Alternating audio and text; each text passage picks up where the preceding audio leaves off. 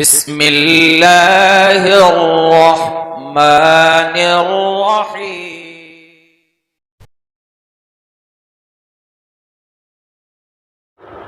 الحمد للہ رب العالمین والصلاة والسلام علی اشرف الانبیاء والمرسلین وعلی آلہ واصحابہ اجمعین۔ محترم سامعین و ناظرین، ماہ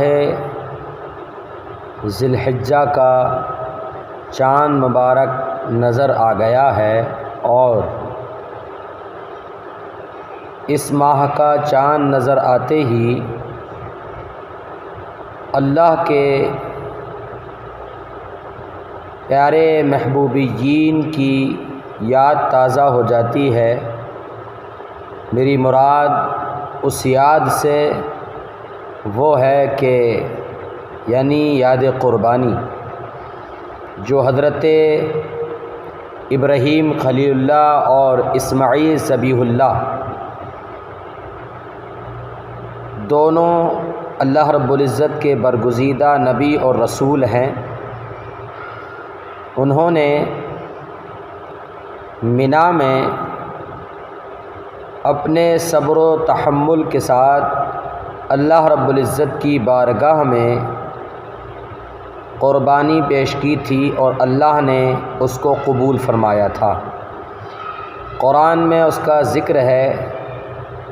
میں قرآن کی آیات کو تلاوت کر کے اس کی تھوڑی سی وضاحت کرنا ضروری سمجھتا ہوں۔ حضرت ابراہیم علی نبینا علیہ الصلاۃ والسلام نے رب کائنات کی بارگاہ میں دعا کی، کیا ربی حبلی من الصالحین، یعنی حضرت ابراہیم کے پاس کوئی اولاد نہیں تھی۔ اس وقت آپ نے اللہ رب العزت سے یہ دعا کی، کیا اے الہی تو مجھے صالح یعنی نیک اولاد عطا فرما۔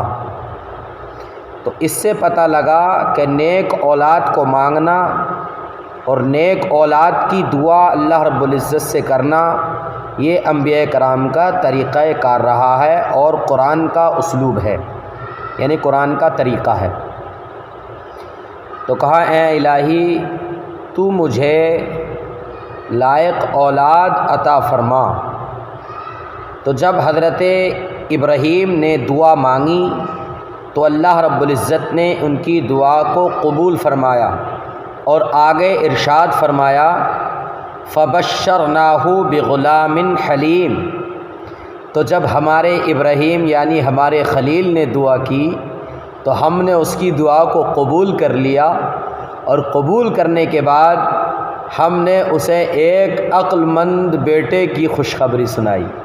مطلب ہم نے حضرت ابراہیم علیہ السلام کو ان کی دعا کے تحت انہیں ایک عقل مند اور لائق اور فائق بیٹا عطا فرمایا۔ پھر کیا ہوا؟ پھر اللہ فرماتا ہے فَلَمَّا بَلَغَ مَعَهُ السَّعْيَ۔ تو جب اللہ سے دعا کی اور پھر اللہ نے بیٹا عطا فرمایا، پھر جب وہ چلنے کے قابل ہو گیا۔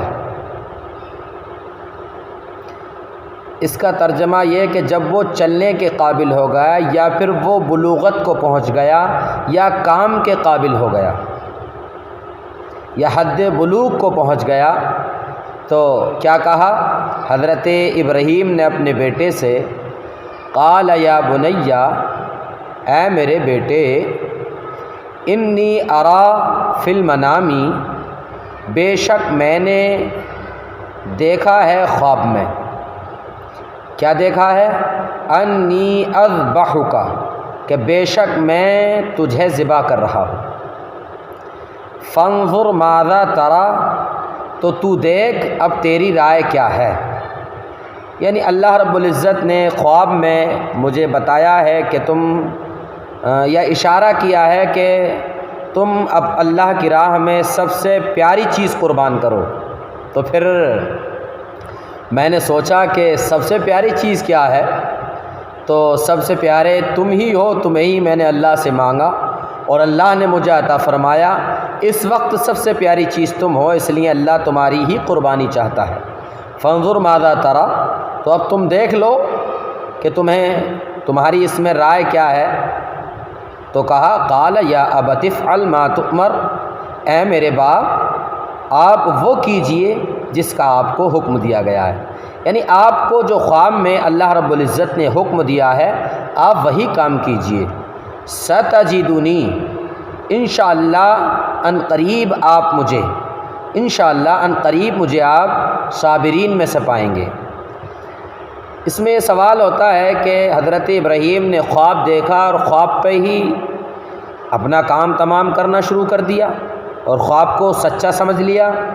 تو اہل سنت و جماعت کا یہ عقیدہ ہے اور متفق العقیدہ ہے، اور اہل سنت کا عقیدہ ہی نہیں بلکہ یہ حقیقت ہے کہ تمام انبیاء کرام کے خواب صحیح ہوتے ہیں اور حقیقت ہوتے ہیں، غلط نہیں ہوتے، بالکل صحیح ہوتے ہیں۔ اس لیے حضرت ابراہیم کا خواب صحیح تھا۔ بیٹے نے بھی اس پر اعتراض نہ کیا بلکہ کہا والد صاحب جو آپ کو حکم ہوا ہے وہ اپنا کام کیجئے آپ۔ ماشاءاللہ، ایسے اگر انسان کو بچے مل جائیں تو کیا بات ہے۔ اور پھر کہا کہ ان قریب انشاءاللہ تعالی مجھے آپ صابرین میں سے پائیں گے، غیر صابر نہیں۔ مطلب آپ جب مجھے ذبح کریں گے تو میں ہلوں گا بھی نہیں، صبر کروں گا جہاں تک بھی مجھ سے صبر ہو سکے گا۔ پھر کیا ہوا؟ فلما اسلم وتلہ للجبین، تو گردن حضرت اسماعیل علیہ السلام نے اپنی پیشانی زمین پر رکھی، فلما اسلم وتلہ للجبین، تو باپ نے بیٹے کو ماتھے کے بل لٹا دیا۔ مطلب جس طرح سے سجدہ کرتے ہیں اس طرح سے حضرت اسماعیل علی نبینا علیہ الصلاۃ والسلام کو لٹا دیا گیا، یعنی جیسے سجدے کی حالت ہوتی ہے ویسے ہی آپ ہو گئے۔ قرآن کے الفاظ بتاتے ہیں کہ آپ نے اپنے سر کو رکھ دیا، وَتَلَّهُ لِلْجَبِينِ، اور اپنی پیشانی کو زمین پر رکھ دیا، ماشاءاللہ۔ اور باپ نے بیٹے کو ماتھے کے بل لٹایا۔ اس وقت کا حال نہ پوچھو کیا حال تھا، زمین رشک کر رہی ہے، آسمان حیرت میں ہے کہ ایک دوست نے کہا کہ اپنے بیٹے کو پیش کرو تو دوسرا دوست اپنے رب کے لیے، اپنے دوست کے لیے، اپنے محب کے لیے اپنے بیٹے کو پیش کر رہا ہے۔ اور آگے اللہ نے فرمایا کہ جب ایسی کنڈیشن بن گئی اور پھر اس کے بعد حضرت ابراہیم خلیل اللہ نے چھری چلانا چاہی تو دیکھیں آپ کہ چھری نہ چل سکی، اور جب چھری نہ چل سکی تو کیا ہوا؟ وَنَادَيْنَاهُ أَن يَا إِبْرَاهِيمُ، تو ہم نے ندا دی اے ابراہیم، اے ابراہیم، قد صدقت الرؤیا، آپ نے اپنے خواب کو سچا کر کے دکھا دیا، انا کذالک نجزی المحسنین، ہم تو آپ کو آزما رہے تھے، آپ نے اپنے خواب کو سچا کر کے دکھایا اور ہم نے آپ کی قربانی کو قبول کر لیا اور ہم نیکوں کو ایسا ہی صلہ دیتے ہیں۔ اور پھر آگے فرمایا ان ھذا لہو البلاء المبین، بے شک یہ آپ کی روشن جانچ تھی، یعنی آپ کی جانچ پڑتال کی گئی تھی کہ آپ کس حد تک ہیں، لیکن آپ اپنے امتحان میں کامیاب ہیں۔ اور آگے فرمایا وَفَدَيْنَاهُ بِذِبْحٍ عَظِيمٍ، اور ہم نے ایک بڑا ذبیحہ اس کے صدقے میں دے کر اسے بچا لیا۔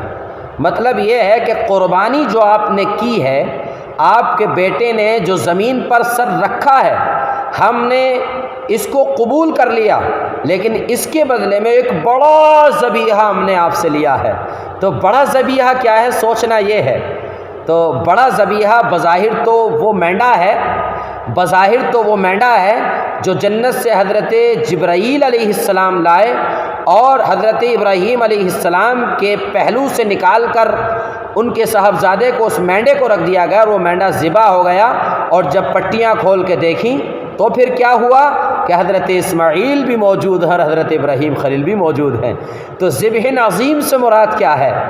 تو حضرت اسماعیل کی قربانی یہاں ہو گئی، کوئی بات نہیں ہے، لیکن اس قربانی کا تعلق حضرت امام حسین کی قربانی سے ہے۔ ماشاءاللہ سبحان اللہ۔ کیوں؟ حضرت اسماعیل اگر ذبح ہو جاتے تو محمد عربی صلی اللہ علیہ وآلہ وسلم کیسے تشریف لاتے؟ آپ کے اہل بیت اطہار کیسے پیدا ہوتے؟ حضرت فاطمہ الزہرا کیسے پیدا ہوتی؟ مولا کائنات کیسے تشریف لاتے؟ امام حسن اور حسین کیسے تشریف لاتے؟ ائمہ اہل بیت کیسے تشریف لاتے؟ لیکن ہاں، اللہ رب العزت نے ان کی قربانی کو وہاں قبول کر کے اور بظاہر مینڈے کو فدیہ لے کے، اور حقیقت میں اس قربانی کو اللہ نے باقی رکھا، اور تپتے ہوئے صحرا میں جو حضرت امام حسین علیہ السلام نے قربانی دی، تو یہ قربانی ذبح عظیم باطنی طور پر بنی، اس لیے کہ حضرت اسماعیل کی قربانی بھی چھری کے ذریعے سے ہی ہونی تھی، اور حضرت امام حسین کی بھی چھری سے ہوئی۔ آپ کا سر بھی سجدے میں تھا اور امام حسین کا سر بھی سجدے میں تھا۔ وہ ذی الحج کا مہینہ تھا اور یہ محرم الحرام کا مہینہ آیا تھا، اس لیے امام حسین کی قربانی کا تعلق علماء، مفسرین، محدثین نے لکھا ہے کہ بظاہر تو وہ مینڈا بنا کہ مینڈا جنت سے آیا اور قربانی قبول ہو گئی، لیکن باطنی اعتبار سے امام حسین کی قربانی نے حضرت اسماعیل علی نبینا علیہ الصلاۃ والسلام کی قربانی کا فدیہ دیا۔ اللہ تبارک و تعالی ہم سب کو اس پر عمل کرنے کی توفیق عطا فرمائے، آمین۔ وآخر دعوانا الحمدللہ رب العالمین۔